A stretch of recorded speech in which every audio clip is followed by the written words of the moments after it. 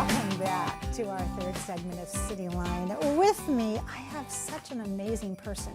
I would love to travel with her because she has that global view of the world.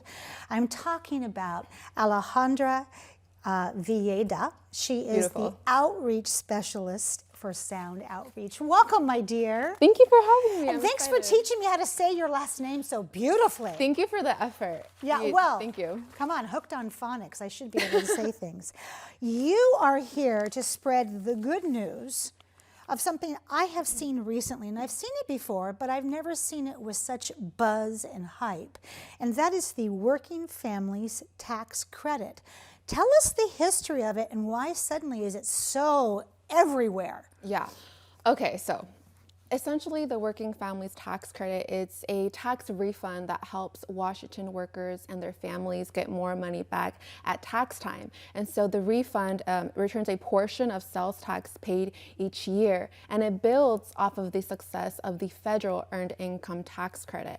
And so the purpose for the Working Families Tax Credit is three things. One, to promote economic stability, advance racial equity, and to really just help low to modern working families in the state. Really, yeah.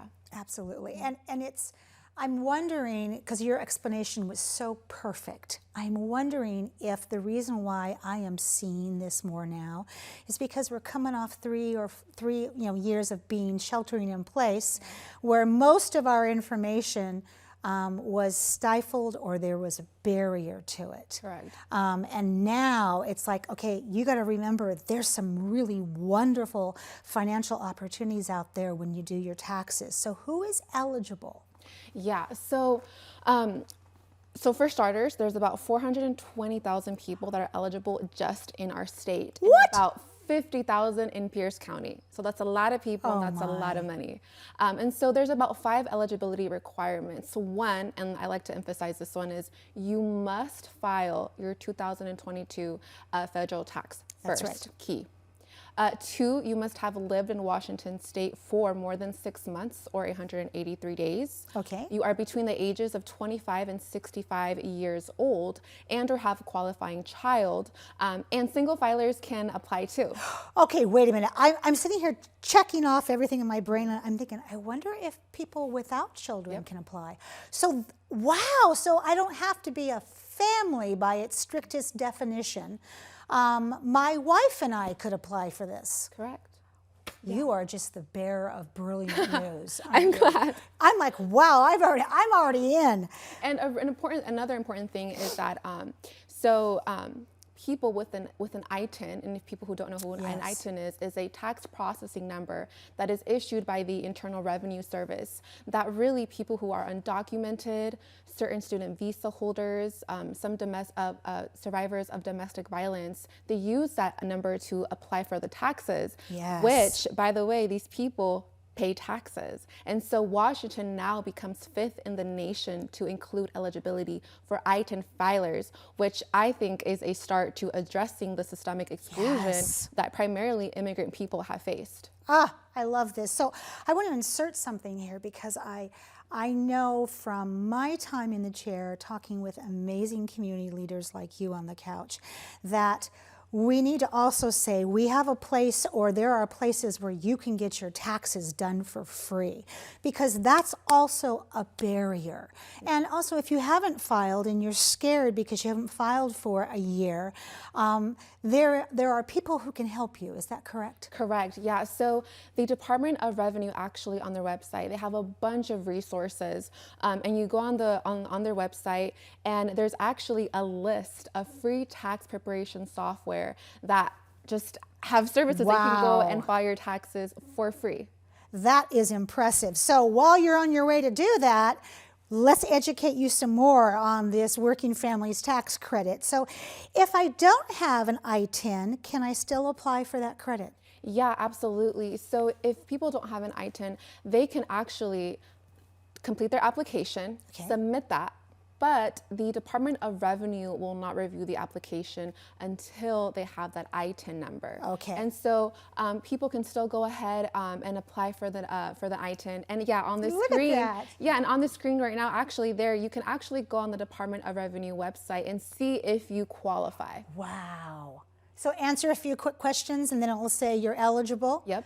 And now then, show us this. Yep, and then that is the income chart where it shows you what the maximum credit amount you can receive based on your adjusted gross income and the number of qualifying children that you have.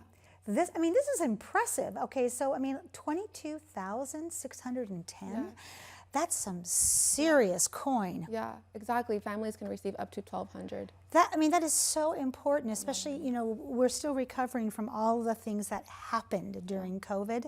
And the recovery is hard because we are still struggling to put those programs back in place. For people to hear that you can do this and you can go online and find if you're eligible is really the essence of lowering barriers. Absolutely. What are some of the misconceptions that people may hear when they hear about this new credit? So one of the main misconceptions that I've come to learn as I've been doing outreach is that people think that they have to owe the money back. They do not. This is their money. Because is it the credit word that maybe I'm going to credit you this, but you got to owe it back to me or pay it back? Exactly. It's that terminology, Yeah. correct. But nope, you do not have to owe this money back. This is yours to keep. And that's one thing. Also, so the thing with the credit is that you can apply in two ways. You can apply online on the Department of Revenue website. Okay. The application is both in English and in Spanish, or you can apply on a paper application. Okay. But the thing with the online application is that, anytime you're kind of giving personal information, people stray away from that. Certainly. Yeah, but the Department of Revenue uses a Secure Access Washington account. So you have to make that account first, and then you can apply. But it's all secure. Your stuff isn't going to get leaked anywhere. Nice. Okay. So when is the application deadline so we can let people know that they maybe need to start now looking at those lists of places they can get their taxes done? So the application opened just last week, February 1st. Okay. And you can submit your application all the way up until December 31st of 2023. So even though if you filed your taxes and say you didn't, also at the same time do the application, you had the entire year to do so. Wow. Okay, that's impressive. So are there any, I know that we talk about free tax preparation services that people can go to. Off the top of your head, I think about Goodwill. What do you think about? Number one, Goodwill, Vida, yes, Vida's yes, great. and AM's going to be here just after me, Perfect. so they're going to talk more about it, I bet. But yeah, Vida is a great resource. There's Goodwill right here in Tacoma. Yep. You can go ahead, go online, make an appointment, super easy, and it's free. I even saw on the WorkSource page of Pierce Connections that they were listing some of those places where you can just go in. United Way of Pierce County also has an extensive list. It's great. And the neat thing too is that, so here's the thing. So there's about 12 to 13 tax preparation softwares that have the application implemented. Oh. But for example, TurboTax is a tax software that does not have the application. Okay. Just for this year, it's pilot year, so there's still a lot to figure it out. But there's definitely a lot of software programs that again are listed on the Department of Revenue website. You guys are just making it so easy. It's like this little step-by-step that says, if you can do this, then you can do that. And if you do that, you can do this. Yeah. That is outstanding. So what strategies have been used to spread the word about this new credit to help people understand? Yeah, so I like to share that. So Sound Outreach, actually, we're one of 37 community-based organizations in Washington State that got funding from the Washington State Department of Commerce. So it's not just us doing the outreach, it's really a state effort. Okay. And so together, really we have just, been, attending like any community outreach events that we can go to get the word out.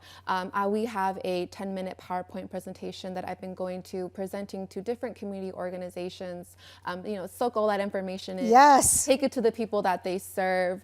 We've gone ahead and created flyers in both English and Spanish. There's a lot, and still in the process of thinking, okay, how can we make sure to reach all 50,000 in Pierce County? You don't sleep much at night, do you? I think you lay there and go, wait a minute, did I spread the word in that area? I'm just thinking about, okay, what can I do the next day? Yeah. Okay, parents drop their kids off. Was there a flyer at this school they could grab to go, oh, this does apply? Or, hey, I should let all my friends that even don't have kids tell them about this. Is it a one-time refund, Alejandra? It's here to stay.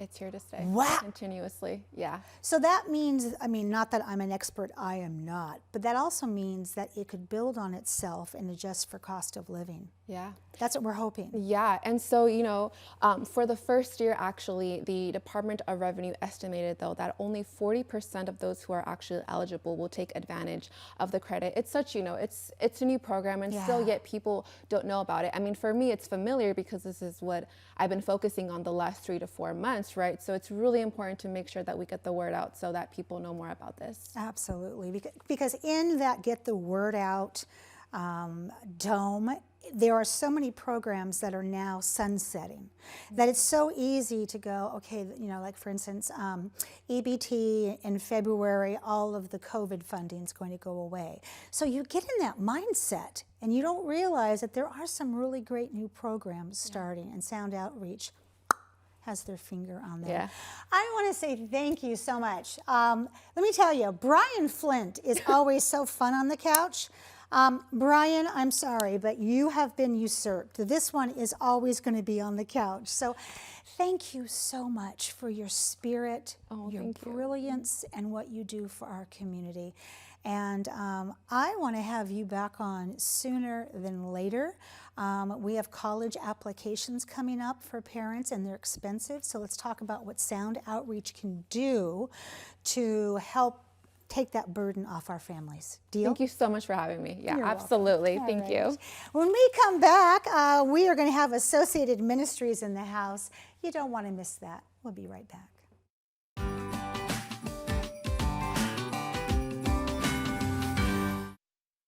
See Tacoma City Ballet's renowned blockbuster neoclassical ballet, Carmina Burana, February the 11th and 12th at 2 p.m. in the glorious Pantages Theatre, with PLU Choral Union, Vivace Treble Choir, soloists, and the Tacoma City Ballet Orchestra under the direction of Maestro Bernard Quirin. For tickets, visit TacomaCityBallet.com.